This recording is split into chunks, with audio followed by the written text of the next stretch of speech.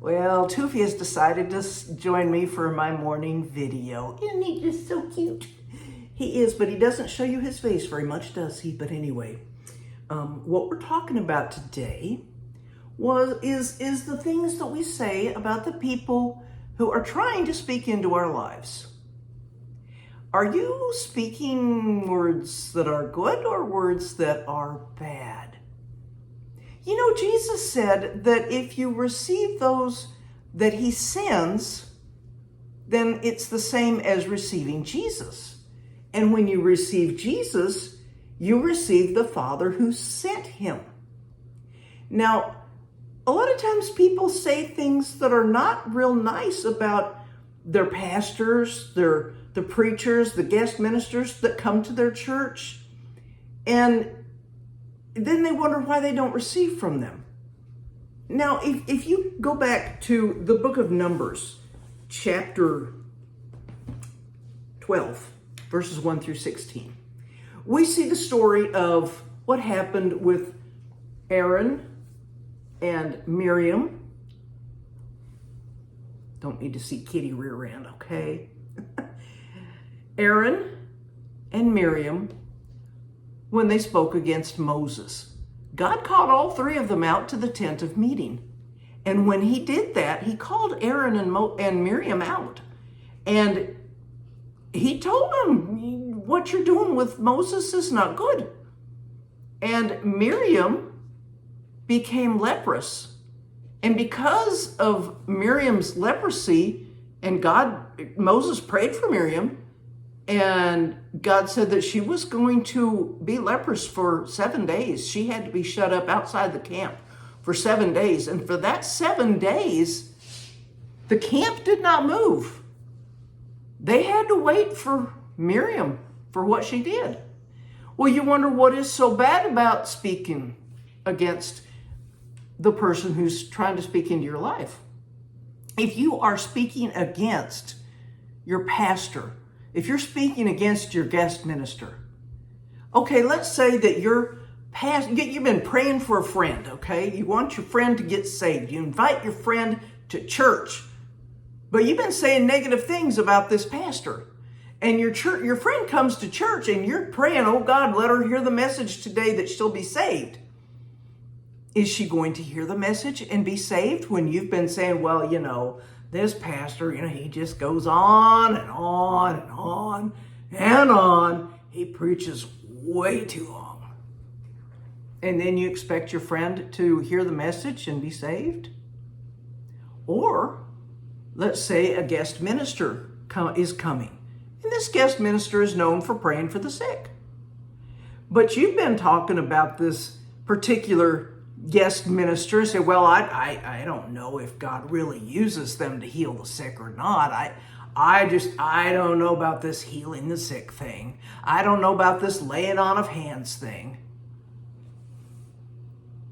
And then you go and expect to get healed from that minister being there.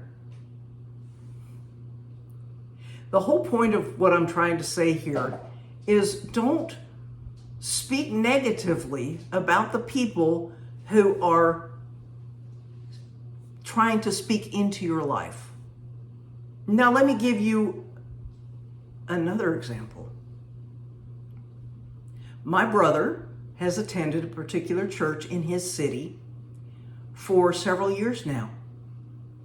I have never heard him say a negative word against his pastor. He's always saying, oh, pastor did this, and pastor said this, and pastor said this, and I really like pastor, and he's receiving from that pastor. Why?